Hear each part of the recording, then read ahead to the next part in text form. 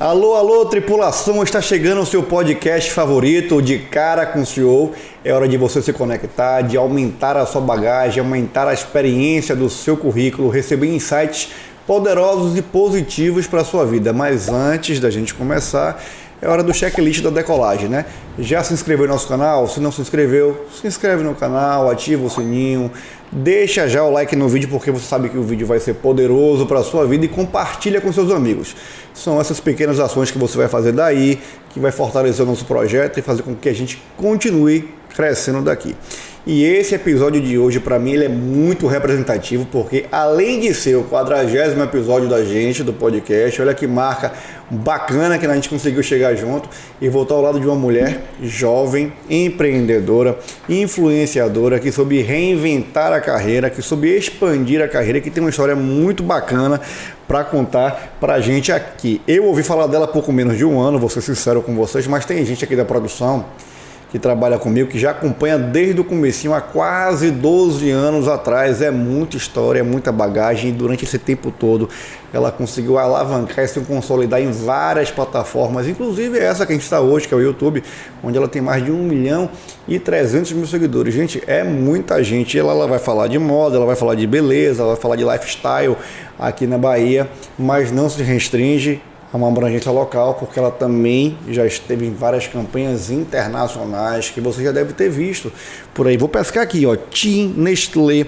Gol, Disney, L'Oréal, Hering, caramba, ela é uma máquina de fazer marketing na internet. E além disso, tem um trabalho também direcionado para empreendedoras, ministrando treinamentos e desenvolvendo métodos para auxiliar mais de 8.000 alunas. Gente, tá na hora de você... Já deu like? Se não deu, você vai perder o tempo. Dá o like agora e manda para suas amigas aí que esse vídeo de hoje vai bombar, viu? Já viu que a trajetória dela vai ser uma sala de aula, essa galera aqui. Chega para cá, Jéssica, ou melhor, fala, Dantas. Você está de cara com o CEO hoje. Muito obrigada. Para mim é um prazer estar aqui. É sempre uma honra falar do meu trabalho, conversar com pessoas da nossa área e levar a informação e o conhecimento para mais pessoas e contar um pouco da minha história, de como eu cheguei, de onde eu vim, para que outras mulheres também se inspirem e entendam que elas também podem alcançar aquilo que elas desejam. Então, para mim, é uma honra e agradeço o convite. Eu que estou muito honrado de lhe receber aqui, porque sei que foi uma história inspiradora. E eu queria já começar contando para a galera que não te conhece, que é pouca gente que não te conhece, mas vamos contar para quem não te conhece, né, como é que uma estudante de Química da UFBA, que tinha tudo para ser aí, seguir a carreira de licenciatura, se torna uma influenciadora, né, com a projeção que você tem, consegue ir além da sala de aula e chegar até onde você chegou. E como foi que se deu esse seu início lá no YouTube? Olha, eu comecei em 2011 para 2012, na época dos blogs ainda, então eu sou blogueira raiz, então eu vim realmente dos blogs e eu sempre gostei de compartilhar conhecimento, experiência. E como naquela época eu não tinha recurso financeiro, tudo que eu queria ter de outras pessoas, de outras blogueiras, eu fazia a versão caseira. Então eu queria comprar um mural de fotos, não tinha dinheiro, eu fazia a versão caseira. Então eu sempre ia indicando e dando dicas de como as pessoas poderiam fazer em casa o que elas queriam fazer, tudo de dica de cabelo, de decoração. E aí ao longo do tempo o blog foi crescendo, o YouTube foi crescendo e eu fui levando em paralelo, tanto a parte de química, eu fiz curso técnico de petroquímica e fui fazer a faculdade de química industrial, porque eu achava que eu ia levar em paralelo. Na minha cabeça, se o blog desse certo, a questão de digital, de internet, que naquela época não era uma certeza, lá na frente eu seria a química que faria minha própria linha de cabelo ou de maquiagem. E aí eu fui levando em paralelo, até que chegou um ponto que as viagens estavam muito constantes, eu acabava me dividindo entre faculdade, YouTube, canal e trabalho no digital. E aí quando eu olhei para minha vida no futuro, eu não me imaginava mais no laboratório. E aí foi quando eu entendi que não fazia mais sentido para mim continuar química. E aí eu tranquei a faculdade, acho que no terceiro ano da UFBA, da Faculdade de Química Industrial, e me dediquei 100% ao digital, e foi quando a carreira deslanchou mais ainda, foi mais ou menos em 2017. Você já respondeu uma pergunta que estava aqui já me futucando, né? Por que química? Mas partiu de um desejo pessoal, então, fazer química, né? Eu sempre gostei muito de misturar coisas, de ver como as coisas funcionam, de criar coisas. Eu sempre tive esse lado criativo muito forte, então desde criança eu pintava quadros, desenhos, sempre tive essa área mais artística, mais criativa. Então a química para mim foi o que eu enxergava que era um caminho, porque eu fiz petroquímica e depois seguiria para química industrial para trabalhar na indústria. Depois eu pensei, não, vou trabalhar em laboratório porque eu queria minhas próprias linhas de maquiagem e de cabelo. Então eu sempre gostei dessa questão de criar coisas. Só que aí chegou um tempo que eu percebi que eu criava muito melhor e era muito mais feliz criando conteúdo no digital e levei a carreira mais adiante do que a parte de química. E por que Fala Dantas, Jéssica? Porque naquela época os blogs eram muito fulaninha make-up, fulaninha fashion, então era muito restrito a um nicho. E eu não queria só ser conhecida por um nicho específico, só cabelo, só maquiagem. Dantas é meu sobrenome e você vai perceber que eu falo muito e falo com as mãos e falo o tempo inteiro. Então Fala Dantas me dava espaço para falar do que eu quisesse, de qualquer assunto, e era o que eu fazia no meu blog. Então Fala que é de falar muito, de falar, e o Dantas que é meu sobrenome. Então a sua vida no digital ela nasce na redação, né? Você atrás do computador, pouca gente lhe vendo, você redigindo os textos dos blogs, como eles nasceram. E você transicionou aí para o futuro, para o presente, digamos assim, hoje do influenciador. Você começou a ir para a tela, você teve alguma dificuldade nessa transição ou foi muito natural para você? Eu deixo meus vídeos antigos no canal ainda justamente para isso, para as pessoas que me veem hoje desenvolta, falando, gravando com naturalidade, perceberem como eu comecei. Eu comecei gravando de costas para a janela, num ambiente escuro, falando baixo, eu decorava um texto, eu não olhava para a câmera, então eu não tinha desenvoltura nenhuma. Então eu fui fazendo o que eu gostava de fazer mesmo, eu sempre gostei de falar, sempre gostei de conversar. E fui fazendo na cara e na coragem, porque habilidade, aptidão eu não tinha não. Eu fui só fazendo e aí conforme eu fui fazendo, eu acompanhei outras pessoas, eu fui pegando o jeito, vendo como que ficava melhor.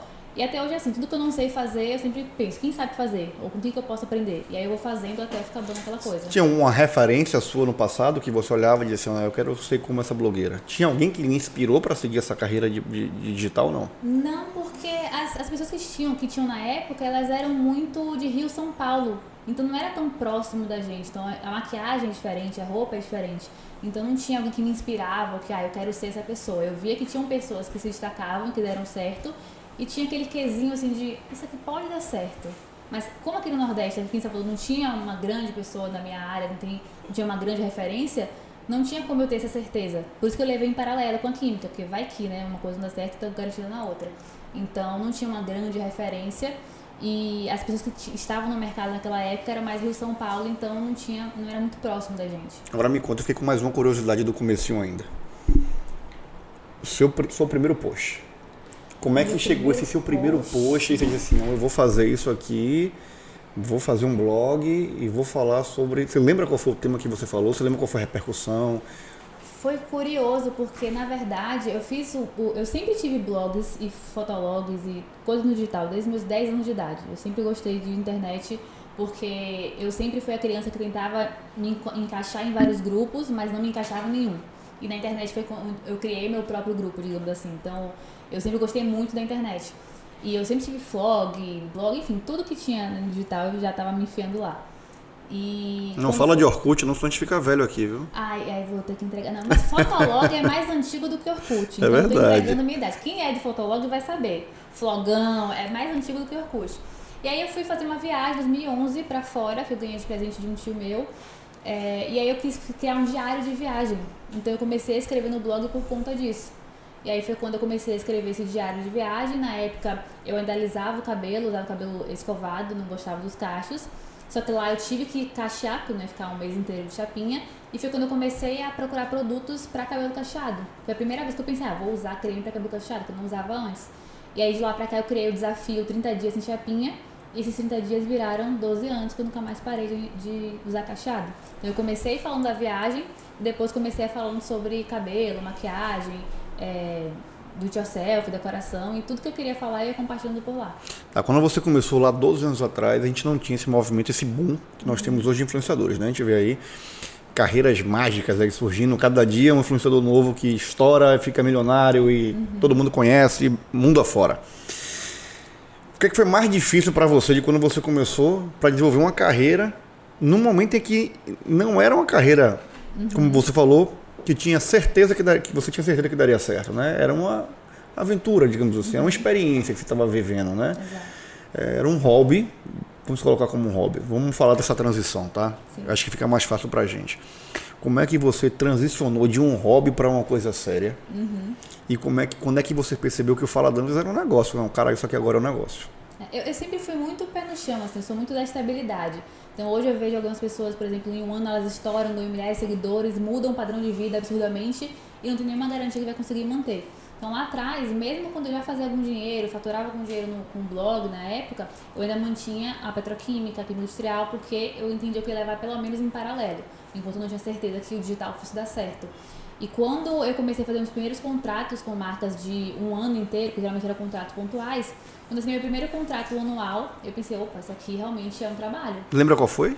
Foi com a marca Seda. Foi meu primeiro contrato anual, e a gente foi para ser embaixadora da marca.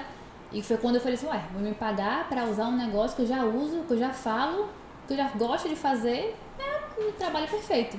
E aí foi quando eu entendi, não, isso aqui é um trabalho. E aí foi quando eu abri também o CNPJ, que até então não tinha, então desde 2011 tinha um blog, em 2014, 15 eu abri a empresa realmente, e foi quando começou a entender como trabalho, mas ainda assim eu levava em paralelo, porque eu ainda era muito pé no chão. Foi só em 2017 mesmo que eu falei que eu não me via mais como química industrial, e eu comecei a perceber que estava disputando muito o meu tempo, eu não conseguia nem ir tão bem na química, nem tão bem no trabalho, então eu tive que escolher entre um e outro, e foi a decisão que eu mais demorei de tomar, mas que foi a melhor que eu já tomei na minha vida. Você fala que você demorou a tomar a decisão porque você era pé no chão. É um estilo mais conservador, digamos assim, que se arriscava pouco. Eu vou traduzir aqui porque a gente fala aqui de negócio para quem está em casa e tem muita gente que está aí vivendo um momento que você viveu 12 anos atrás, né?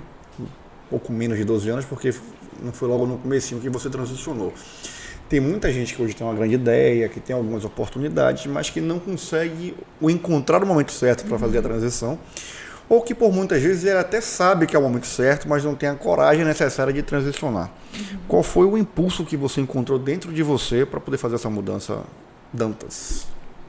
Quando eu comecei a ver que eu não estava mais feliz fazendo química, então eu não me via naquele lugar, e eu passava pela UFBA, eu chorava, parecia cena de filme, que eu chorava, era como se eu não me encaixasse naquele lugar, não pela faculdade, mas porque eu tinha muita dificuldade com as matérias, anos depois descobri o conto do TDAH, então era muito penoso pra mim, e eu não me via trabalhando mais com aquilo, porque se eu ainda me visse trabalhando com química, eu ia fazer o que tinha que ser feito para poder me formar, mas como eu não me via mais no futuro no laboratório, não fazia mais sentido. Mas essa questão de transição de carreira e se dedicar ao negócio, no meu perfil de marketing sempre perguntam isso, né? Quanto que eu largo meu trabalho atual para poder me dedicar ao meu negócio? E eu sempre falo assim, tem pessoas que vão falar, queime a ponte, se jogue, vai de uma vez por todas. Eu não sou muito essa pessoa que sou mais conservadora, assim, de estabilidade. Então eu sempre falo, garanta pelo menos 6 meses a um ano de reserva de emergência, então você consiga se manter financeiramente. E quando o seu trabalho, né, o seu negócio começar a dar dinheiro e conseguir bancar os seus custos, é quando você começa a transicionar. Eu não sou essa pessoa que vai falar, tipo, arrisque tudo, vai na fé, porque a gente não sabe o dia de amanhã. Fé sem obra não é fé, né? Esse é um recado importante, acho que é para isso que serve o pod, né? Para esses insights chegarem aqui. Gente que já passou por esse momento como você passou, que tem gente em casa que vai passar também. Eu já passei em alguns momentos de transição de carreira, que a gente tem que mudar a direção. Às vezes você até começa um negócio, acha que é bacana o que você está fazendo, às vezes a ideia é até boa, mas ela não rende nada para você, ela não traz negócios lucrativos para você. Ou ela é boa para um outro momento. Ou ela é boa para um outro momento, para um outro lugar, né, com outro tipo de público que você não consegue se encaixar naquele momento. Então, é importante observar que, obviamente, em vários momentos, a transição ela vai oscilar entre transições que deram certo e transições que não vão dar certo. Né? Mas essa transição ela não pode se tornar um obstáculo eterno, digamos assim. Eu concordo com você que a gente não pode queimar as pontes, até porque quem não vive o processo não consegue aprender sobre o que está fazendo. Né? O processo do sucesso é feito de degraus. Na grande maioria das vezes a gente está tropeçando, né? Na grande maioria das vezes a gente está descendo ao invés de estar subindo. A gente está aprendendo alguma coisa, fracassando, errando, para poder acertar lá na frente. Você falou, comecei meus vídeos aqui, eu fazia de costa para a janela, não tinha luz perfeita, eu decorava texto, era mais engessado. Você errou muitas vezes no começo da sua carreira para chegar no nível de produção que você tem hoje. Então, que fique muito claro para quem está em casa e nos acompanha agora, que vai transicionar e não vai ser perfeito. Vai transicionar e vai ter que transicionar várias vezes ao longo da carreira para encontrar o feeling certo, a hora certa, o canal de comunicação correto para poder estar... E mesmo assim está tudo bem, não precisa desistir, continua, não é isso? Tem aquela frase, né, que o pessoal sempre fala muito de não existe uma ideia que nasceu perfeita e nasceu velha. Então não existe um momento perfeito. A pessoa fala, qual que é o melhor momento, qual que é o momento perfeito? Eu não acredito em você ir sem medo, porque você sempre vai ter medo, mas você vai com conhecimento. Então você bota o medo embaixo do braço, do outro você coloca o conhecimento e você vai. Então você vai procurar quem é que sabe o que você quer aprender, quem é que sabe, quem já chegou onde você quer chegar, então você vai aprender com essa pessoa. Então ir com medo e botar só as caras, eu acho que é arriscado até demais se você não tem um passo a passo a seguir. Agora, você travar por conta do medo, você vai ficar naquele eterno e se? Eu acho que é muito pior o e se eu tivesse feito do que eu fui, quebrei a cara e agora eu tenho dados, tenho informação para melhorar e continuar e alcançar o que eu quero alcançar. É o famoso arrependimento daquilo que a gente não viveu, né? Eu acho que é o pior daquilo que a gente não fez, né? É o pior arrependimento. É melhor você fazer e você, não deu certo, não gostei, eu posso ajustar aqui, eu posso mudar a rota, você tem um outro caminho, você foi de um ponto para um outro ponto, você já não está mais onde você estava antes. Agora, aquele eterno e se eu tivesse feito, eu acho que dói muito mais. E você começa também falando de beleza e maquiagem. Isso. Depois você começa a transicionar novamente para falar de marketing no seu negócio. Exato. Como é que foi essa mudança e como é que você consegue equilibrar hoje? Porque hoje o seu negócio contempla todas essas áreas. Como é que você faz esse equilíbrio hoje dentro do seu negócio? Eu acho que é uma das perguntas que mais me fazem, né? Como que eu consigo cuidar de 2 perfis, 2 empresas, 2 negócios, várias redes sociais ao mesmo tempo? Eu não fiz exatamente uma transição, porque eu mantenho o perfil de influenciadora, então eles seguem em paralelo, porque é como se fossem 2 empresas diferentes, mas na pandemia as pessoas começaram a me perguntar muito de como eu criava tanto conteúdo, como eu conseguia ser tão criativa, como eu conseguia ter alcance, vender para as marcas, né? Porque o trabalho do influenciador é dar alcance para as marcas, então de certa forma eu estou ali vendendo um produto para uma marca, um produto ou uma ideia. Então, na época da pandemia, né, como tudo fechou, todo mundo veio pro digital, e aí muitas pessoas me acompanhavam, já eram donas de lojas, empreendedoras, e perguntavam como que poderiam usar o digital para poder continuar vendendo. E aí eu comecei a criar conteúdo sobre isso no meu próprio perfil de influenciadora, e comecei a dar consultorias e mentorias, até chegou um ponto que eu percebi que a maioria das pessoas que estavam nesse perfil não se interessavam tanto por empreender, então eu estava perdendo aquela audiência, porque eu estava falando de uma assunto que não tinha interesse, e eu decidi criar um outro perfil. E aí foi quando eu criei esse novo perfil para falar somente para empreendedoras, que foi a melhor decisão que eu fiz para poder separar, né, os assuntos dos nichos e manter as 2 empresas crescendo em paralelo e tendo um público diferenciado. E deu certo. Super. Vem dado certo para você. Graças a Deus. Hoje em dia as pessoas perguntam muito, por que você não transformou de influenciadora no de marketing, né? E só mudou o nicho e começou a falar de outro assunto? Porque eu gosto muito dos 2, então eu sou muito feliz nos 2 perfis, com os 2 negócios, com os 2 assuntos. Então, deu certo tanto pessoalmente quanto profissionalmente. Então, a gente cresceu nos 2 lados. E um acaba reforçando o outro, porque eu trabalho como influenciadora, reforça a minha autoridade como empresária no perfil de marketing também, e o de marketing reforça o de influenciadora no meu dia a dia de trabalho. As pessoas querem saber como que eu cuido do cabelo, a maquiagem que eu faço, a roupa que eu uso, então acaba que um complementa o outro. E a gente, quem tá de fora, né, que é leigo, vê que você faz isso com muita naturalidade, né? Você transita entre os 2 temas com muita tranquilidade, né? Uhum. Como você disse, como se cada um fosse uma empresa, como cada uma tivesse uma CEO, uma Jéssica CEO, então é uma Jéssica na hora de falar do marketing, é uma Jéssica na hora de falar da maquiagem e da beleza. Então, assim, o que traz, a sensação que traz pra gente é que tem muita leveza nessa sua passagem, nesse seu trânsito entre os temas distintos. Hoje, se você tivesse que colocar na balança, as 2 têm o mesmo peso no negócio para você? Tem. Hoje as 2 têm o mesmo peso. Em algumas épocas, um pende mais para o outro, porque tem sazonalidade de mercado, mas tanto pessoalmente, em questão de satisfação pessoal, quanto em questão de negócio, as 2 empresas elas têm mais ou menos o mesmo peso. Em algumas épocas a gente se dedica mais a um lado, mais ao outro, mas de modo geral, as 2 acabam se equilibrando.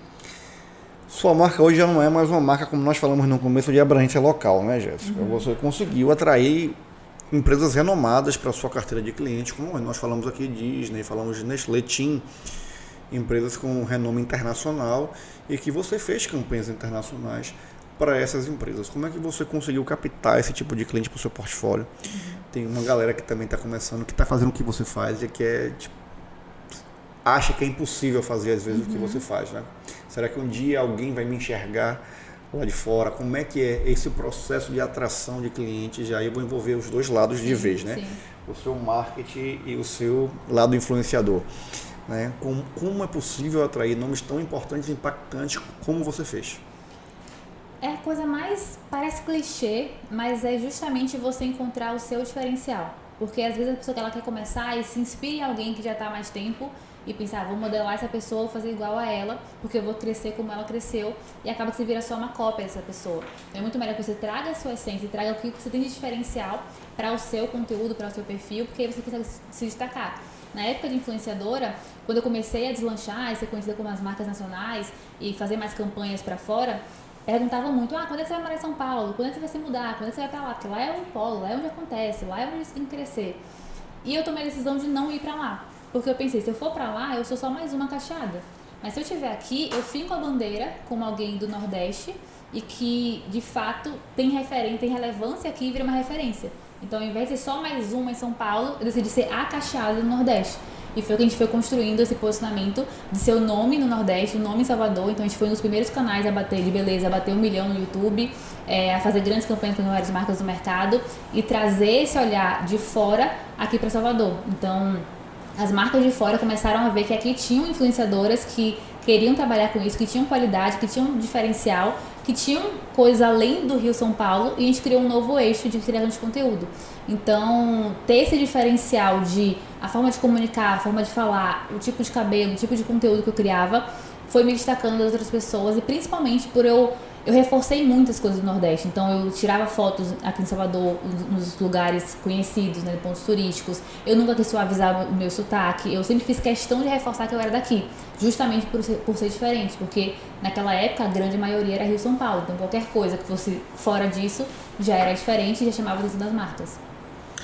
Você falou uma coisa importante pra gente aqui, que foi a questão da autenticidade, né, no projeto. Eu acho que o marketing fala muito sobre isso, né? O marketing de sucesso, ele traz muitos valores, traz muito a identidade, traz muita personalidade de quem está à frente do negócio ou da personalidade do próprio negócio que foi gerada no começo da sua concepção.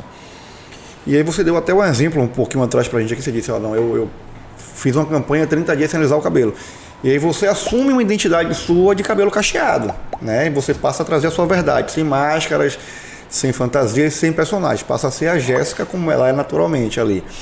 E você teve um engajamento maior por conta deste movimento que você fez.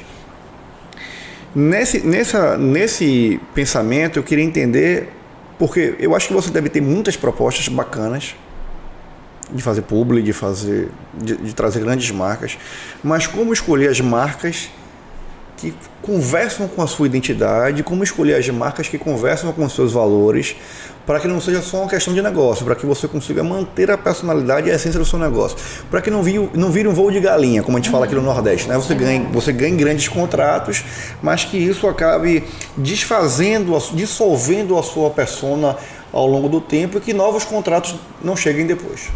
Eu acredito que esse é um dos maiores diferenciais que a gente teve, né? Quando eu falo a gente, é a empresa Fala Dantas, porque a gente conseguiu se manter relevante durante 12 anos, então são muitos anos fazendo a mesma coisa, e tem pessoas que me acompanham há 10 anos, 6 anos, e com certeza a credibilidade, assim, porque como lá atrás eu não tinha, né, grandes condições financeiras, eu tinha que comprar um creme de cabelo, um produto, ele tinha que ser muito bom. Então eu sei o que é você comprar uma coisa por indicação de alguém, e se não for bom aquilo ali, você não tem como trocar, você não tem como comprar outra, vai comprar mais um, você vai ter que fazer aquilo ali dar certo. Então eu sempre tive essa responsabilidade de me colocar no lugar do outro, de eu compraria esse produto, eu realmente gostei, eu realmente uso isso.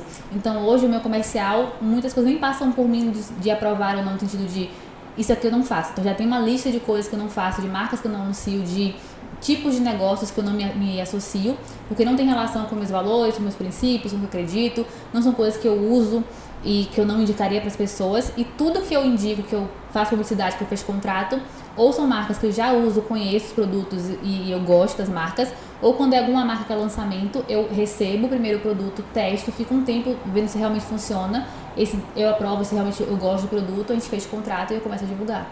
Com todos os produtos que você faz publi, você testa primeiro? Todos. Até de uma marca que eu já trabalho, e é um lançamento, ainda assim, antes de fazer o primeiro publi, a primeira divulgação, eu uso antes, vejo como funciona pra mim, como eu gosto de usar, como que realmente dá certo, e aí depois eu faço conteúdo. Olha só, você também trabalha no TikTok, vendo aqui, TikTok, Pinterest, tudo que tem de plataforma digital, você tá... Quem faz esse gerenciamento é você? De todas as plataformas? Eu acredito se quiser. Hoje a gente tem uma pessoa que ela gerencia criei a parte de conteúdo para Pinterest e Facebook, mas ainda a estratégia sou eu que faço, então é mais de recompartilhamento de conteúdos. Mas a gente entende que a estratégia omnichannel é essencial para você estar na mente das pessoas, né? Tem uma teoria que fala que se a pessoa te vê 3 vezes ou mais, ela já fixa você na mente dela. Então a ideia é que quando ela for no YouTube procurar um conto de cabelo, ela me encontra. Quando ela for no Pinterest, ela vai me encontrar. Quando ela for no... É tipo Júlio, sabe? Onde você for, eu estarei lá. E tem muitas redes sociais que vão crescendo e as marcas vão buscando também fazer publicidade. Então a gente tem que estar sempre antenado nessas redes sociais novas e onde meu público está. Então se meu público está em uma determinada rede social, eu vou criar conteúdo para lá. Então hoje a gente está no Pinterest, está no TikTok, está no YouTube, no Instagram, nos 2 perfis. A gente já teve no Kawaii. E se tiver outra rede, a gente vai estar também. Fazer conta em plataforma é fácil. O difícil para mim é você se manter com presença relevante em todas elas. Você se manter relevante em todas as plataformas que você está presente. É porque tem não é uma estratégia, mas é algo que eu faço para poder economizar meu tempo. É que eu não crio somente para uma rede social. Então, por exemplo, eu vou fazer um vídeo para o YouTube, eu já fiz para o YouTube, eu já faço uma versão para o Instagram, que eu consigo usar essa mesma versão para o TikTok. Mas é o mesmo conteúdo. Pode ser o mesmo adaptado, conteúdo que mas eu replico, o mesmo. Perfeito. Ou pode ser o mesmo tema que eu só gravo no formato que adeque melhor para o TikTok ou para outra rede social. Então, alguns vídeos são replicados, alguns conteúdos são replicados, outros são nativos realmente, porque a plataforma geralmente gosta de vídeo nativo, mas o tema geralmente é o mesmo. Então, eu facilito o meu tempo de já ser um tema que a minha audiência gosta e eu aproveito uma rede social e comunico dentro daquela rede social de acordo com a linguagem que é usada nela. Agora, isso exige muito tempo. Dedicação, você ficar gerenciando rede social não é fácil, ainda mais quando você tem milhões de seguidores e dezenas de plataformas para gerenciar, como é o seu caso especificamente. Como é que você consegue fazer isso, se manter forte, com uma presença lá, né, com autoridade praticamente em todas as plataformas e mantendo a sua saúde mental, porque pelo pouco que eu lhe acompanho, eu já vi que isso é negociável para você. Então, fala pra gente de como encontrar esse equilíbrio, porque a dedicação, eu acho que inclusive o digital ele tem essa característica diferente dos outros trabalhos, né? Porque a gente acaba ficando muito out da realidade em algum momento, né? A gente está muito vivendo aquilo que é maravilhoso no digital e pouco o dia a dia, o offline, né? E isso acaba nos afastando um pouco de família, um pouco de círculos de amigos, um pouco da própria realidade da sociedade, da política, da economia, porque a gente não tem tempo para estar acompanhando quando não está muito focado em desenvolver conteúdo. Como é que você faz tudo isso e mantém sua saúde mental, Jéssica? Me conte aí. A gente tem um gerenciamento de conteúdo, então a gente tem um processo de criação de conteúdo, que a gente tem uma planilha, uma forma de criar conteúdo, que a gente sabe quais são os temas do mês, o que está em alta. Então, geralmente, no começo do mês, eu faço o apanhado geral de o que está em alta, o que a audiência está pedindo, quais são os temas que a gente vai abordar de conteúdo nesse período, nesse mês. Então, eu já sei mais ou menos quais são as ideias de conteúdo que a gente vai fazer e eu organizo por semana para criar esses conteúdos. Mas como eu faço só isso, né? Não só, mas essa é meu trabalho dedicado a isso, então para mim é muito mais fácil hoje. Eu não sou hipócrita de dizer, não, tem que fazer, tem que ser feito e se vira. Para algumas pessoas que vão levar em paralelo, ainda vai ser mais difícil. Lá atrás, quando eu ainda estava na faculdade, levando estágio, várias coisas em paralelo, meus amigos estavam nos barzinhos, nas festas, eu estava criando conteúdo. Eu acordava mais cedo para escrever conteúdo, eu dormia mais tarde no vídeo. Então, terão momentos que a pessoa vai ter que dar um esforço a mais e realmente abrir mão de um certo lazer, de um certo de passear, enfim, vai ter que abrir mão em algum momento para poder acelerar o resultado, acelerar o crescimento. Só que hoje em dia, como eu tenho esse processo de organização, eu consigo criar conteúdo com mais leveza, porque eu vivo e crio conteúdo. O maior problema das pessoas é ficar o tempo inteiro pensando só no conteúdo, quando na verdade, quanto mais você vive, mais você cria conteúdo e melhor. Então você, por exemplo, você tem uma empresa, você é um profissional de uma área, um dentista, por exemplo, um nutricionista, e pensar, eu vou sentar para pensar no conteúdo. Não, o seu dia a dia é o conteúdo. Então, o que um paciente seu te perguntou, uma dificuldade que ele tem, uma solução que você trouxe para ele, um bastidor seu, você está atendendo a pessoa, só colocar o celular gravando, depois você só escreve por cima. Então, é muito mais sobre você otimizar o que você já faz e trazer isso como conteúdo do que pensar no conteúdo para viver depois. Então, é o contrário. Primeiro você vive e o conteúdo ele vem em cima disso, porque é muito mais verdadeiro, é muito mais prático. E muito mais dinâmico também. Então você aproveita, né, o dia a dia para criar conteúdo. E a saúde mental, eu faço terapia há 5 anos, não abro mão, assim, é um segundo casamento. E eu sempre busco fazer coisas além do digital. Então, ler livros, sair, ver natureza, passear pela cidade. A gente tem até um projeto que a gente faz de conhecer lugares novos em Salvador, meio que turistando na própria cidade, até para incentivar as pessoas a saírem, porque às vezes a gente quer viajar para fora e nunca foi nas igrejas do Pelourinho, nunca viu a arquitetura que tem lá, nunca viu o que a gente tem de cultura aqui. Então a gente tem até esse projeto de incentivar as pessoas a saírem mesmo. E basicamente é você entender que tem tempo para tudo. Então se você ficar só focado em criar conteúdo, você não cria um bom conteúdo, porque você não tem tempo. Então o ócio criativo ele é essencial para você ter boas ideias. Então fazer nada às vezes é bom. Então nem sempre é sobre criar mais conteúdo, mas sim sobre viver melhor para criar conteúdo melhor. E aí eu já acho que a gente consegue extrair uma informação bacana para quem está assistindo a gente, que é essa galera que fica em casa criando o roteiro da própria vida, né? E aí, independente de rede social, em qualquer negócio e até fora do negócio, na vida pessoal, com a família, tem muita gente que roteiriza a vida. Né? Olha, eu vou fazer isso, vou falar tal coisa para tal pessoa, e fica criando roteiros e acaba deixando de viver, esquecendo de viver o momento presente, que é uma coisa que a gente sempre bate aqui no podcast. Muita gente que vive no passado ou com a cabeça muito presa no futuro, ansiosa, esperando aquilo que vai acontecer um dia, roteirizando, e deixa de viver o momento presente. Então por muitas vezes perde aquele famoso cavalo selado, as oportunidades, o time certo de transicionar, como nós falamos aqui no começo da nossa conversa. Tem muita gente que não está vivendo isso, né? Tem muita gente que deixa de ter um enredo forte, enriquecedor, por estar querendo ter um roteiro desenhado de novela ou de filme de Hollywood que não existe em lugar nenhum.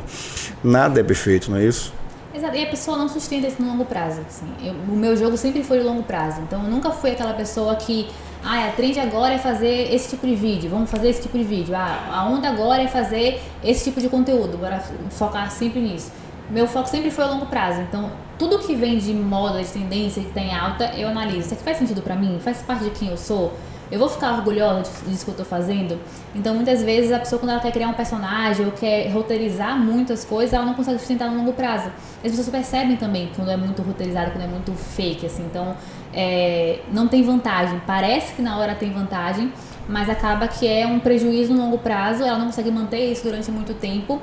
E o maior diferencial que a gente tem hoje é a nossa essência, nossa história, nossa verdade. Então, se for para poder montar um personagem, a não ser que seja realmente um trabalho, você cria um personagem e ele vai ser a sua empresa, né? O personagem do seu trabalho, como alguns influenciadores criam personagens e criam conteúdo em cima disso. Aí é uma outra história, existe uma estratégia por trás. Agora, você fingir ser uma coisa que você não é, eu não sou muito adepta disso, não. Mas quando você cria um personagem, você assume que é um personagem. É diferente, você assume um personagem de verdade, né? Quem está assistindo sabe que ele é um personagem. Isso. O difícil é fazer como você falou, né? O errado é fazer como você falou, na verdade. É você fingir ser alguém que você não é, deixar de ser verdadeiro e acabar não mostrando aquilo que você tem de conteúdo. Então tem muita gente que está vivendo uma face hipotética, né? Só vou mostrar que tem uma vida feliz, não vou mostrar que eu tenho dores, não vou mostrar... Quando geralmente todos nós temos. E isso é uma pergunta que eu respondo corriqueiramente aqui, quase que diariamente. Porque as pessoas acabam achando que quando a gente chega no sucesso, ou porque você formou uma empresa e essa empresa vai bem, de alguma forma você não tem mais problemas. Você tem uma vida tranquila e, pelo contrário, quanto mais você cresce, maiores ficam os nossos problemas. A gente passa por um verdadeiro funil, né? A gente está na boca do funil quando a gente começa a nossa carreira, disputando com muita gente muito parecida com a gente, que está começando, né? A gente que está se preparando. À medida que você vai crescendo, o funil está inverso. Ele vai ficando mais estreito. Você começa a competir com pessoas que estão mais preparadas que você, mais capacitadas do que você, e os problemas começam a aumentar. Então, os problemas são proporcionais à posição que você ocupa. Exato. Nunca são os mesmos problemas que você tinha antes. Então, eu acho que eu tenho até saudade de alguns problemas que eu tinha antigamente, dos que eu tenho hoje em dia. Então, isso é uma mística que a gente tem que destruir ao longo do tempo, das pessoas acharem que o sucesso é um conto de fadas, porque não é. O sucesso, ele simplesmente é um novo cenário, um novo momento que você vive, e que nele os problemas são reais, são os mesmos que você tinha antes, reservando, obviamente, as proporções da sua posição do seu negócio. Eles não acabam. Por isso também que a gente sempre fala da saúde mental, o quão importante é ter essa saúde mental e essa reserva de você com você mesmo o tempo inteiro, para que você tenha discernimento e tranquilidade para poder resolver os problemas, porque senão o problema vem, Isso te abala, isso te afeta. Eu acho que você deve passar por isso também no seu negócio. Eu não tenho ideia pela leveza que você faz as redes sociais, mas com certeza em todas as áreas tem. Você deve ter lá seus haters também, você deve ter lá as pessoas que se incomodam com o que você faz, ou que reclamam de alguma publi que você fez, que acham errado algum tipo de produto que você apoiou. E eu acho que, de certa forma, no comecinho da carreira, eu passei por isso aqui nos meus negócios, a gente se abala com a negativa, né? Depois do tempo eu começo a contabilizar só as positivas, as negativas aqui eu tirei. Eu botei numa caixinha que já cai direto entra por um ouvido e sai pelo outro. Não sei qual é a sua estratégia. Mas a preservação da minha saúde mental com relação às críticas eu fiz assim. Você passa por isso lá? Tem dois pontos que você falou, né? Sobre problemas. Quanto mais a gente cresce, tendo sucesso, as pessoas têm essa impressão que a pessoa tem vida perfeita, não tem mais problemas. A gente tem problemas, só que os problemas mudam, né? De tamanho, de proporção, tipo de problema. Mas problema todo mundo tem. A grande questão, que é uma coisa que eu aprendi aos trancos e barrancos, é que rede social não é o quintal da gente. Então, às vezes, a gente quer compartilhar um problema que está acontecendo no momento, quer falar o que está sofrendo, e quem está acompanhando a gente não está ali para poder ver sofrimento, ver coisas negativas, coisas ruins. Elas querem se distrair, elas querem entretenimento. Então eu sempre falo isso, que eu nunca compartilho uma ferida aberta, eu compartilho uma cicatriz. Então eu posso falar de um perrengue que eu passei, de um desafio, de um problema, quando eu já estou superando ele, quando eu já estou resolvendo, quando eu tenho uma lição, algo para ensinar sobre aquele problema. Enquanto ele está acontecendo, ele é um problema meu. Então não tem porque eu abrir para outras pessoas. Às vezes a pessoa tem muito isso de, eu quero ser verdadeiro, eu quero mostrar a verdade nua e crua. E a realidade mesmo, que as pessoas falam que elas querem verdade, querem realidade nua e crua, mas elas não querem. Porque elas estão ali para poder ver uma vida diferente delas. Se eu entrar no seu Instagram e ver todo dia reclamação, problema, perrengue, desafio, por que eu vou acompanhar? A minha também tá cheia de perrengue, eu quero só me distrair.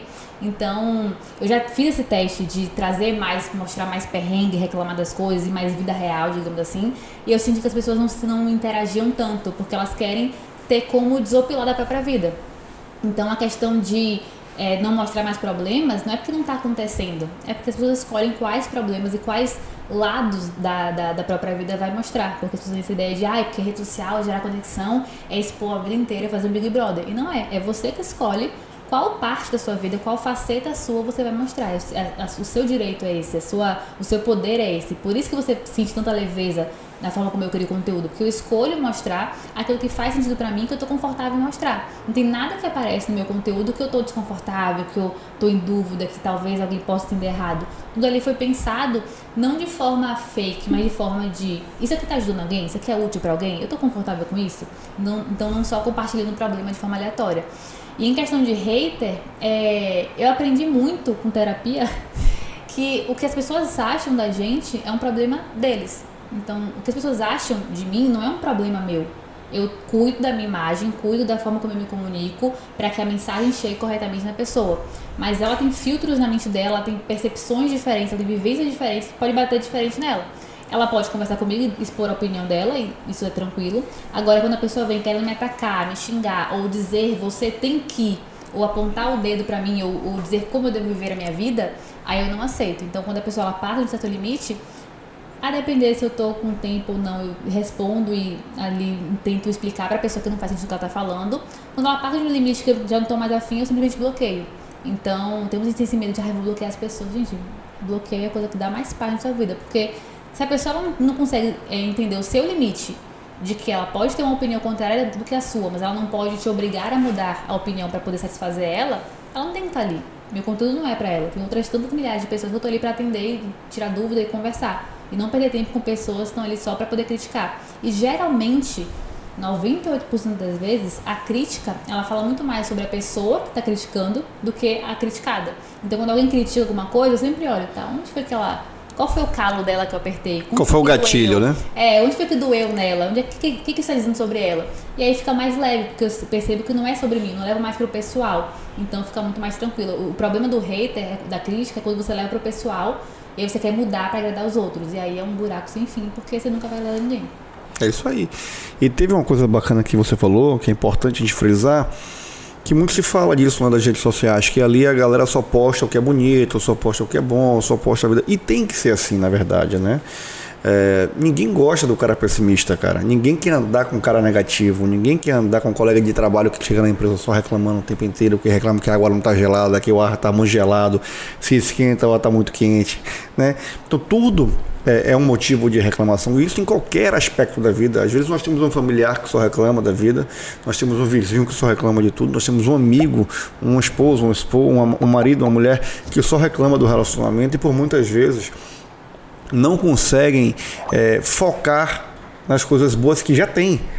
Porque todos nós temos ferramentas em nossas mãos para consertar ou construir qualquer coisa que nós quisermos.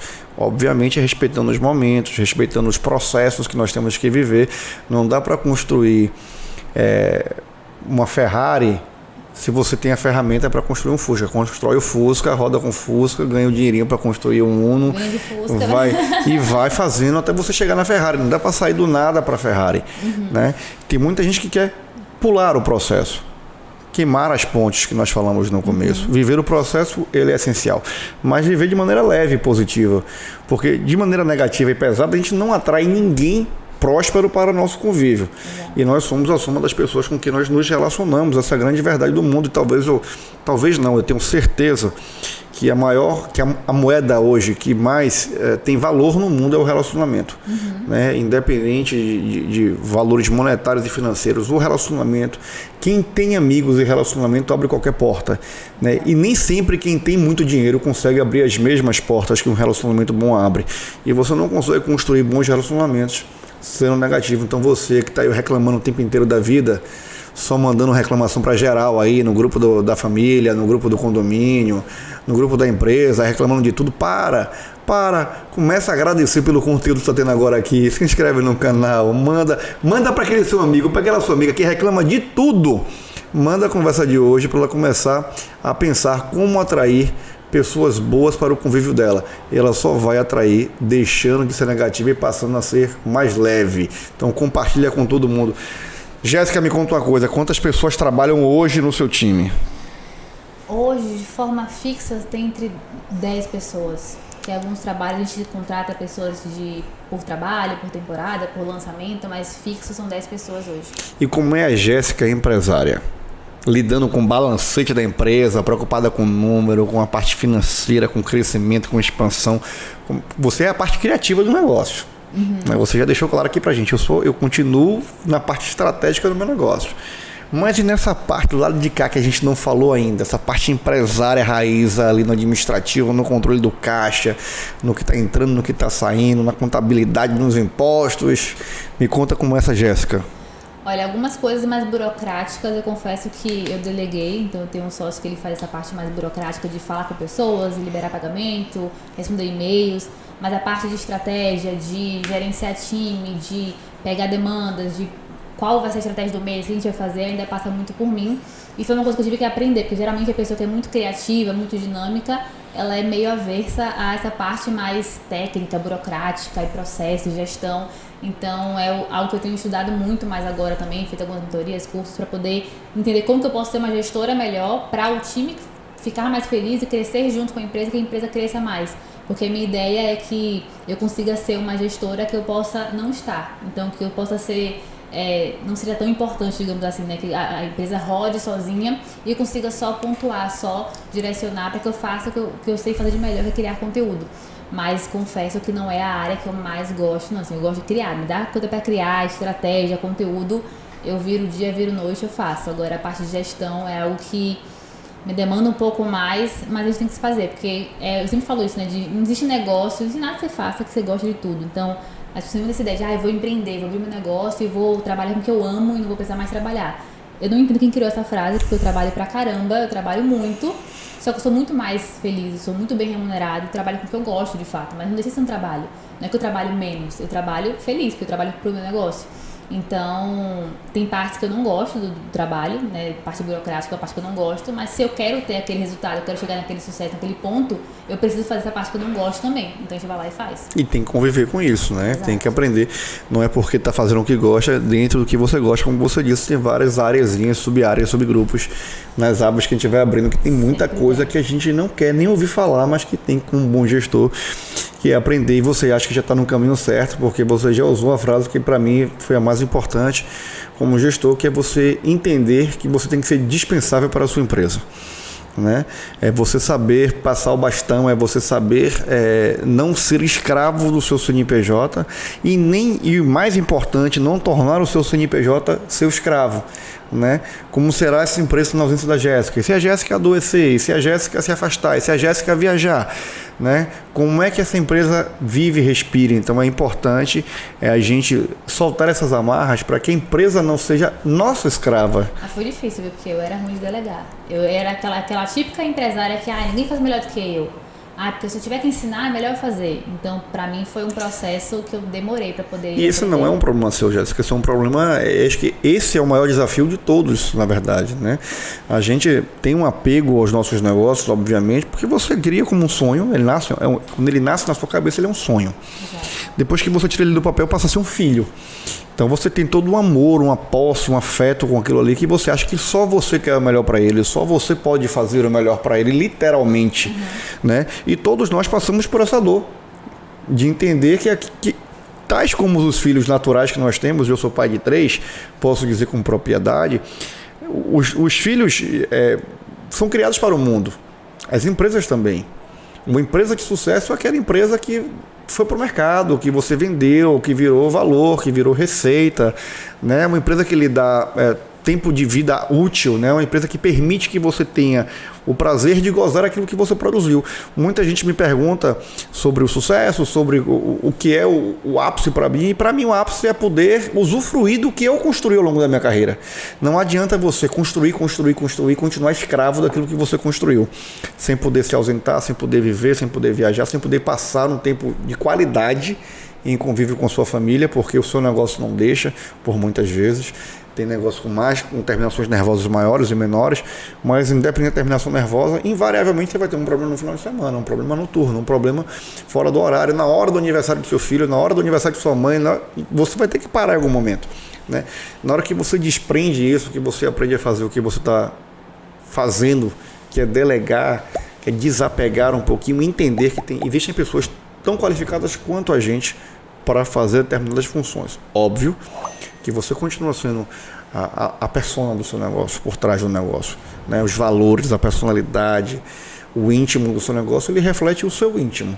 Né? Não dá para ser diferente. Você vai criar um personagem, o personagem que for, a máscara que for, a roupa do Batman que for, na hora que o seu negócio rodar e que ele crescer, ele vai transparecer quem você verdadeiramente é. Você não consegue fingir isso, você não consegue criar um magno empresário, um magno fora da empresa. Eles se comunicam, eles são a mesma pessoa e em algum momento vai ficar evidente para o mercado. Então, quanto antes você souber que você tem que delegar, quanto antes você souber que você tem que dar liberdade à sua empresa para viver sem você, mais rápido o sucesso chega. E para quem está assistindo e tem essa dificuldade, é porque ninguém vai fazer como eu faço. É sempre a frase, né? Porque ninguém vai fazer como eu faço. Que bom, né? E tomara que você não ache quem não faça como você, mas você acha que faça melhor, porque cada um é especialista numa coisa. E aquele tempo que você está gastando para você aprender aquela coisa, saber fazer melhor, eu comecei a fazer isso, de quanto eu faturo por tempo, então quanto custa a minha hora e quanto me custa ficar fazendo aquela coisa que eu poderia delegar para outra pessoa. Então, às vezes é um pensamento meio burro, assim, da gente de querer ter controle, tá tudo na mão e eu faço melhor que todo mundo, só eu posso fazer. E não, tem pessoas muito competentes que você pode contratar ela para fazer muito melhor do que você e você ter tempo para fazer outras coisas. Tem uma frase que é o lema da minha empresa, que é o vivendo e vendendo. Porque eu nunca aceitei essa coisa de eu vou trabalhar muito agora, quando eu for me aposentar eu descanso. Para mim é o contrário, eu vou desfrutar da minha vida enquanto ela está acontecendo. E não ficar refém do meu próprio trabalho. Porque se eu criei o meu negócio, a minha empresa, para ter liberdade, para não ter chefe, eu não posso ser uma péssima chefe para mim mesma.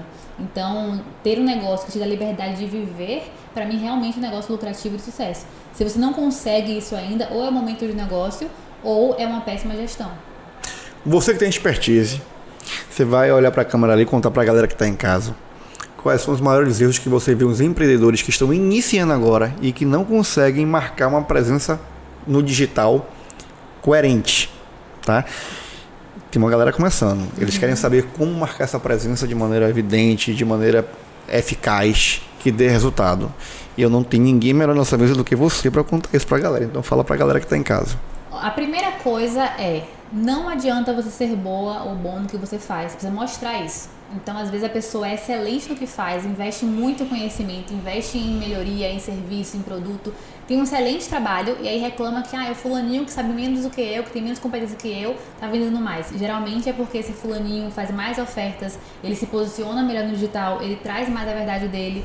Então, se me perguntam assim, Jéssica, como que eu faço para vender sem vender? Eu não vou lhe ensinar a vender sem vender, porque eu vendo vendendo. Porque se eu entendo que o meu trabalho ele é uma solução para alguém, se o meu produto ele resolve um problema de alguém, ao vender eu estou ajudando essa pessoa. Então não é porque eu tenho vergonha de vender ou ficar querendo esconder a venda. Eu trabalho com adulto, então o adulto sabe como é uma venda.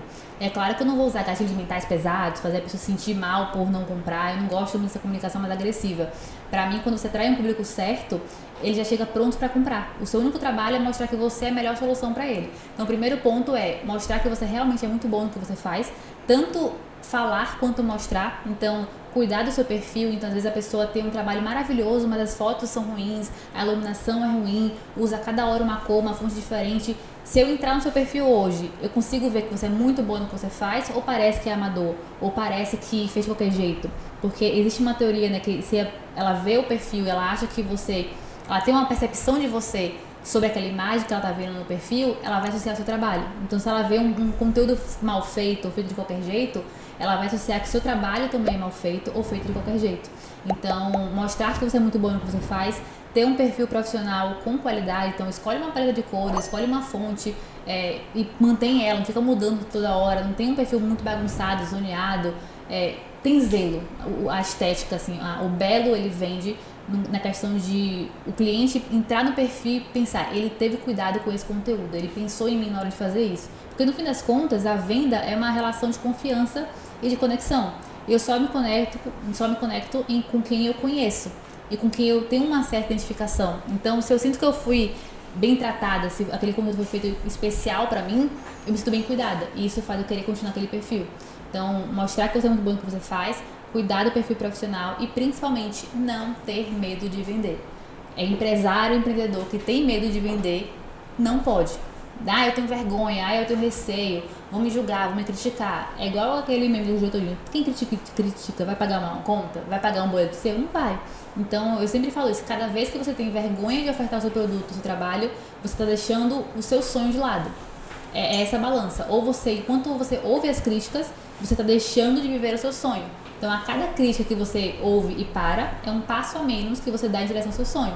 É uma escolha. Ou você vai ouvir as críticas, ou você vai em direção ao seu sonho. Eu sempre escolho ir naquilo que eu quero realmente alcançar, porque eu sei que a vida que eu quero viver, ninguém vai me dar. Então, eu tenho que ir lá buscar. Você começou a carreira 12 anos atrás, tá? No momento em que o digital era pouco conhecido, pouco difundido, começou como blog ainda, sem imagem, né? Sem imagem, quando eu digo sem vídeo, só fotos, não como hoje o mundo digital se apresenta. E você certamente passou por vários momentos diferentes no mercado de lá para cá, né? Porque o digital ele vem evoluindo numa velocidade muito rápida. Aliás, o mundo vem evoluindo numa velocidade muito rápida, mas o digital ele tem uma história muito recente. Então, assim, ele vem crescendo de maneira muito espontânea, né? E exponencial. Você passou por vários momentos. Quais características que você acha que um profissional desta área que você trabalha tem que ter para acompanhar esse crescimento, para acompanhar essa evolução do mercado, porque ele a cada dia muda, a cada dia surge uma nova plataforma, uma nova tendência, um novo jeito de trabalhar, um novo equipamento para gravar, né? Algo que o torna mais competitivo. Como o profissional ele pode se colocar numa posição onde ele não fica na zona de conforto, onde ele não fica na inércia, onde ele está sempre buscando aprimoramento para acompanhar o mercado? Eu acredito, desde lá atrás, desde quando eu não tinha dinheiro, eu sempre estudei muito. Então eu passava horas estudando tudo que eu queria saber e que não, naquela época, hoje tem curso de tudo. Naquela época, 2 anos atrás, você que ralasse no Google para achar. Então eu estudava muito. Então, para mim, um profissional que ele para de estudar é um profissional que ele morreu. Então é essencial você estudar não só a sua área, como áreas correlatas que são importantes para o seu negócio. Então, estudar marketing, estudar vendas, estudar qualquer habilidade que você não se sente tão boa fazendo, ou você sente que, nossa, eu tenho vergonha, eu não sou tão boa. Você aprende, você vai aprender, você vai praticar.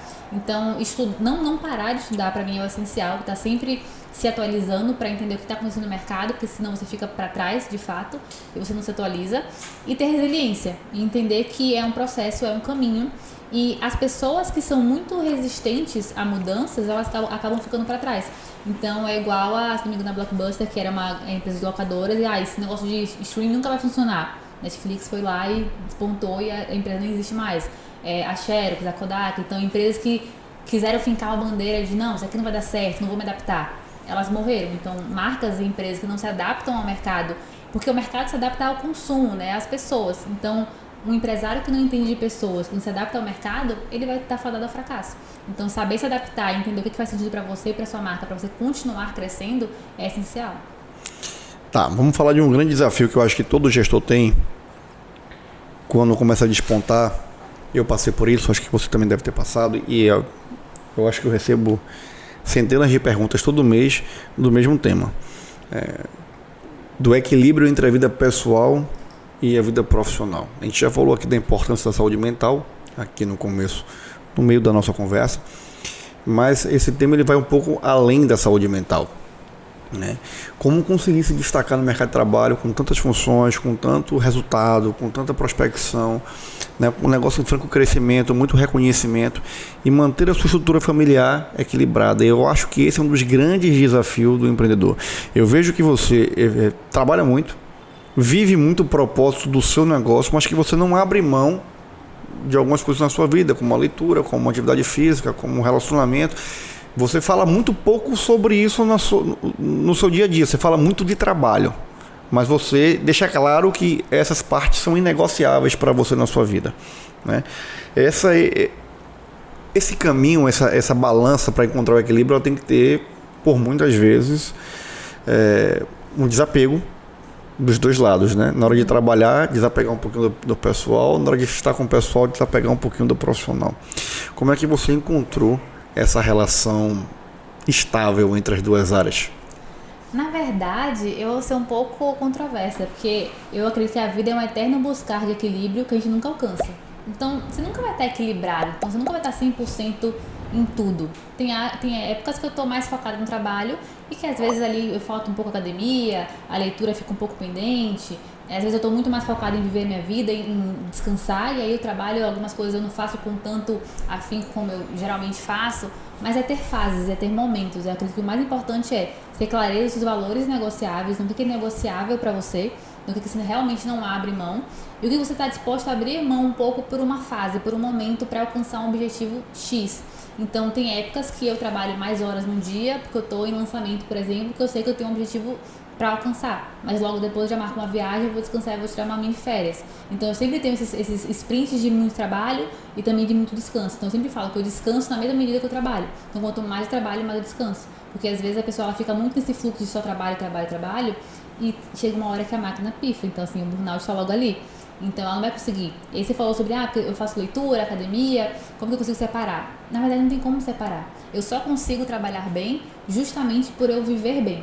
Então se eu não cuidar da Jéssica, da saúde, das vitaminas, de tomar sol, de atividade física, de ser uma pessoa saudável, eu não tenho um negócio. Então eu sempre falo isso, não existe um negócio saudável, lucrativo com uma dona fraca. Então a dona tem que ser forte no sentido de emocional, psicológico, de saúde, de energia, porque a venda ela é uma questão de energia. Então se eu chego para criar conteúdo, para vender o meu trabalho, eu tô assim, sem ânimo, sem brilho no olho, sem vontade, a pessoa vai olhar e vai desconfiar. Será que ela realmente acredita nisso que ela tá vendendo? Agora quando eu tô com disposição e eu falo com verdade, com brilho no olho, com vontade, quem tá assistindo percebe que eu realmente acredito naquilo. Então a compra ela fica muito mais fácil porque ela confia em mim. Então não existe separar profissional e pessoal. Quanto mais você for uma pessoa saudável e feliz, melhor vai ser o seu trabalho. Então é uma coisa que sustenta a outra. Ao mesmo tempo que você tem que ter um trabalho que te dê um resultado financeiro, um lucro suficiente para você conseguir ter tempo de viver e viver bem. Então é esse equilíbrio que a gente está sempre buscando, mas eu nunca acho que a gente vai encontrar realmente esse equilíbrio, porque a gente nunca vai estar 100% nos dois lados. E aí tem uma coisa que eu sempre faço, né? Tem uns 2 anos que eu comecei a organizar minha agenda dessa forma, que pela manhã eu cuido de mim, então é tudo pra mim. Então estudos, academia, autocuidado, ler um livro, fazer minhas coisas. À tarde eu cuido da empresa, então é a coisa que eu vou trabalhar, fazer mentoria, criar conteúdo, enfim, a parte de trabalho. E à noite é do meu relacionamento, a gente vai ver um filme, assistir alguma coisa, conversar ou sair pra algum lugar. Então a gente separa meio que por blocos. e vai ajustando no dia a dia. Mas terão momentos que vão ser meio bagunçados, mas depois a gente volta para organizar. Que isso é o vivendo e vendendo? Exato. Porque não existe, pra mim não existe um negócio lucrativo com uma dona fraca, uma dona que não tá vivendo. Então quanto mais eu vivo, mais eu vendo. Porque eu consigo ter energia, eu consigo ter disposição. E eu não acredito num negócio que eu só vou descansar daqui a 20 anos quando eu for me aposentar. Isso é na CLT, que você se aposenta e lá você descansa, lá você viaja. Eu prefiro viver e vender ao longo dos dias, desfrutar da minha vida no dia a dia. Às vezes quando eu falo isso, a pessoa pensa, é porque você já chegou lá, porque você hoje tem dinheiro, porque você hoje tem um negócio de sucesso. Mas lá atrás, quando eu não tinha dinheiro e dividia um quarto minúsculo com meu irmão, eu tirava um domingo para fazer um spa day caseiro em casa, eu fazia, né, hidratação do cabelo, uma máscara, eu me cuidava em casa. Então ter esses momentos de autocuidado é importante para a autoconfiança, principalmente da mulher. A autoconfiança, a autoestima, e isso reflete no negócio dela, reflete na postura dela, nela vestir uma boa roupa, dela se apresentar no Instagram, dela gravar um stories, e isso reflete na venda, porque a pessoa ela sente mais confiança e mais vontade de comprar. Tudo que é bom passa rápido, né? Passou tão rápido o nosso tempo aqui que eu já estou chegando na nossa última pergunta. E para encerrar a pergunta do Pod, tem uma pergunta clássica que eu tenho que lhe fazer. O que é sucesso para Jéssica Dantas? Sucesso para mim é ter poder de escolha. É eu ser dono da minha agenda e conseguir ter tempo para ficar com a minha família, ficar com o meu esposo, viver a minha vida, sair com amigos, descansar, ler um livro, fazer coisas que não são só de trabalho. Então, sucesso para mim é eu ter poder de escolha e ter tempo para mim, para orar, fazer meus devocional, para cuidar de mim, para ter saúde. Então, eu não acredito no sucesso de só mais dinheiro, porque tem muitas pessoas que eu conheço que têm muito dinheiro que não são felizes, porque elas não cuidaram delas e esqueceram de quem elas são. Então, ter essa busca pelo equilíbrio, mas que nunca vai ser um equilíbrio 100%, é sucesso pra mim, você ter tempo de se cuidar, ter tempo pra viver a sua vida. Então, pra mim, se eu chegasse num ponto de carreira que eu tivesse muito dinheiro, mas que eu não tivesse nem tempo de desfrutar do que eu construí, não teria valido de nada, porque do que adianta você ter muito e viver pouco. Então, pra mim, sucesso é você ter tempo e poder de escolha. Olha só que bacana, que resposta bacana. Vou chamar a produção para entregar aqui um mimo do nosso podcast para a Jéssica, por favor, gente. Pode abrir? Pode ficar à vontade, é seu. Minha mãe criou uma caixa. Ai, que lindo! Ah, eu adoro canecas, eu faço coleção. Vai te acompanhar aí nas suas leituras, hein? Adorei. Você é vítima ou protagonista? Perfeito. Eu tenho muito esse rancinho também de, assim, eu sempre falo, a pessoa que é muito boa de dar desculpa, ela não é boa em mais nada. Ai, tem chocolate. Gente, eu gosto disso, viu? Eita, pronto, essa é Jéssica. Derrubando as coisas. E uma camisa. Ah, eu adoro. Que massa! Cara com ciúme. Que massa, obrigada, de verdade. Foi um prazer. Nem parece que já passou. Já passou, passa tão rápido, né, gente? Não é possível, contar errado esses minutos. Poderíamos ter muito mais tempo aqui, certamente teríamos muito assunto. Eu estou muito feliz de ter recebido você aqui, muitíssimo obrigado. Eu estou muito feliz. Chame mais vezes, chame sempre, pode botar minha carteirinha aqui já. Chamaremos. É muito engrandecedor pra gente receber mulheres jovens empreendedoras com a cabeça que você tem, com a maturidade que você tem para encarar o dia a dia e para ser uma influenciadora sim na vida real de outras pessoas que estão nos assistindo e se inspiram através de você. Eu espero que não só as nossas telespectadoras mulheres, que são muitas que acompanham nosso podcast, mas também os homens que nos acompanham sejam inspirados por você, tanto na vida pessoal como na parte profissional, tanto no marketing digital como na parte de gestão, que eles sejam tocados pelos insights que foram colocados aqui hoje na sua trajetória. Muito obrigado pela sua participação no nosso podcast. Eu que agradeço, foi uma conversa deliciosa, poderia ficar horas aqui, nem vi o tempo passar. Espero realmente que faça diferença na vida das pessoas e que elas não só assistam, mas elas apliquem também, porque não é só ficar enchendo a cabeça de informação, e que façam o que tem que ser feito e não ficar só acumulando, um dia eu vou, esperar a perfeição, porque a perfeição não acontece. Você vai moldando no meio do caminho e vai aprendendo, vai melhorando, até você alcançar o que você quer. Façam o que tem que ser feito. O que você tem que fazer agora é se inscrever no canal, gente. Deixar o like no vídeo, ativar o sininho, compartilhar para todo mundo, porque o conteúdo foi muito bom. Esse foi o nosso 40º episódio. Olha só que história bacana que nós estamos construindo juntos aqui, com nomes importantes, com nomes legais, com o nome da Jéssica. Então, continua com a gente, seguindo, compartilhando, dando like. Muito obrigado por estar aqui. Se você não me segue no Instagram, vai lá para seguir, @MagnumLuiz com 2 S, S de sucesso e 2 porque eu gosto de sucesso em dobro. Então, segue a gente. Muito obrigado, Jéssica. Vamos voar. Foi um prazer. Muito obrigado. Eu agradeço.